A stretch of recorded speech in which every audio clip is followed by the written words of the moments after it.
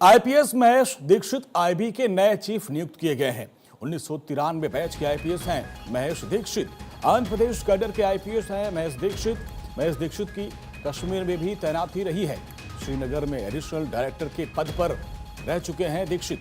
धारा 370 हटाने की तैयारियों में महत्वपूर्ण भूमिका निभाई थी और अब उनको एक बड़ी जिम्मेदारी दी गई है। आईबी के नए चीफ उनको बनाया गया है। आईपीएस महेश दीक्षित, उनको बड़ी जिम्मेदारी, आईबी के नए चीफ बनाए गए।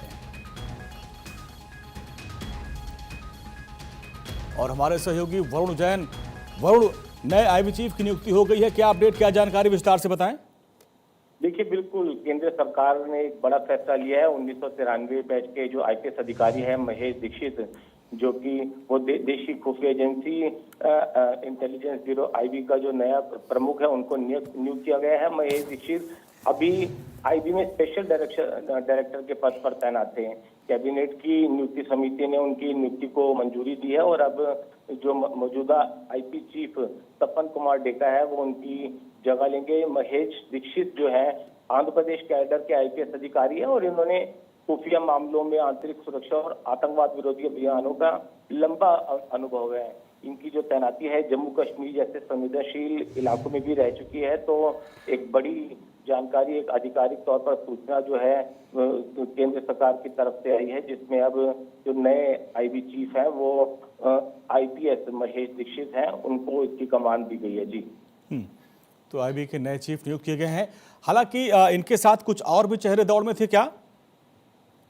देखिए, बिल्कुल शुरुआत से कई चेहरे इस दौर के अंदर शामिल थे, लेकिन शुरुआत से ही जिस तरीके से महेश दीक्षित का अनुभव था, जिस तरीके से कश्मीर में इनकी तैनाती रही थी, जिस तरीके से कश्मीर के अंदर जो 370 को लेकर जिस तरीके के बदलाव किए गए थे, उसमें उनकी बेहद अहम भूमिका थी और कई देश के जो आंतरिक सुरक्षा और आतंकवाद से जुड़े जो मामले हैं, उनमें इनका खासा अनुभव था। इसलिए शुरुआत से ही इस बात की संभावना जताई जा रही थी कि जो आंध्र प्रदेश कैडर के आईपीएस अधिकारी है महेश दीक्षित, इनके नाम पर मोहर लग सकती है। और आज कहीं ना कहीं एक बड़ा फैसला हुआ। कैबिनेट की जो नियुक्ति समिति, अपॉइंटमेंट कमेटी है, उसने इनके नाम को मंजूरी दी। और अब ठीक है, बहुत बहुत शुक्रिया इस पूरी बातचीत के लिए आपका।